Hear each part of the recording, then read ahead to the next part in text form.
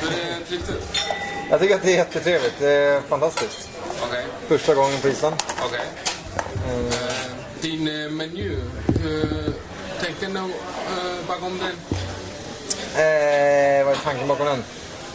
Vi försökte ta reda på vad vi gör i USA och vad vi kan göra på Island. Okej. Och samtidigt vad som finns och växer just nu. Och hur vi kan använda isländska produkter och samtidigt men som har relation både till min restaurang i USA och till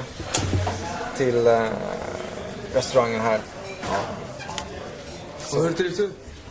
Jag tycker att det är fantastiskt. Jag har velat komma till Island sedan jag var ett litet barn. Ja. Så att det är jättekul att vara här.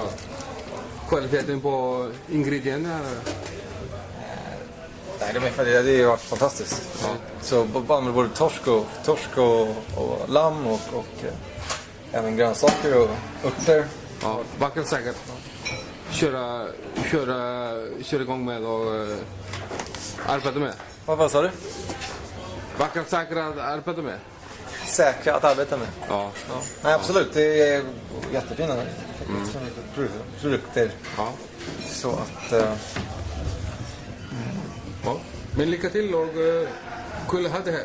Ja, tack så mycket. Okej. Jag kommer tillbaks. Okej. Että kun vormia? Oli frábæra hólmugallina. Þetta verður ekki ókipis. Eitthvað bransinn að tala að kalla því að vitna eða? Æja. Ha? Ég líður alltaf betri sé þið, Matti. Já. Men ég ekki veitur. Nei, þetta bara heitir stór beinóttur. Þetta lítið. Er þið góður? Góður, minn. Og var það gott kvöld? Það var mikið steikt.